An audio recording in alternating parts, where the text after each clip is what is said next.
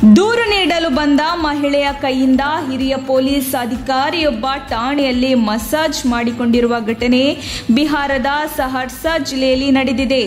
ಘಟನೆಯ ವಿಡಿಯೋ ಸಾಮಾಜಿಕ ಜಾಲತಾಣಗಳಲ್ಲಿ ವೈರಲ್ ಆದ ಬೆನ್ನಲ್ಲೇ ಅಧಿಕಾರಿಯನ್ನು ಅಮಾನತು ಮಾಡಲಾಗಿದೆ.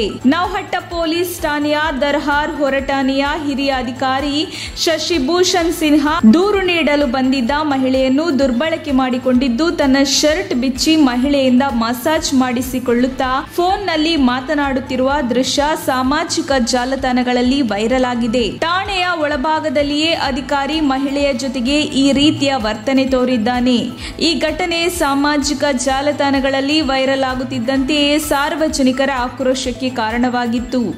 ಘಟನೆಯ ಮಾಹಿತಿ ಪಡೆದ ಸೌಹಾರ್ದಾ ಜಿಲ್ಲೆಯ ಪೊಲೀಸ್ ವರಿಷ್ಠಾಧಿಕಾರಿ ಲಿಪಿ ಸಿಂಗ್ ಅವರು ಅಧಿಕಾರಿ ಶಶಿಭೂಷಣ್ ಸಿನ್ಹಾನನ್ನು ಕೆಲಸದಿಂದ ವಜಾಗೊಳಿಸಿದ್ದಾರೆ.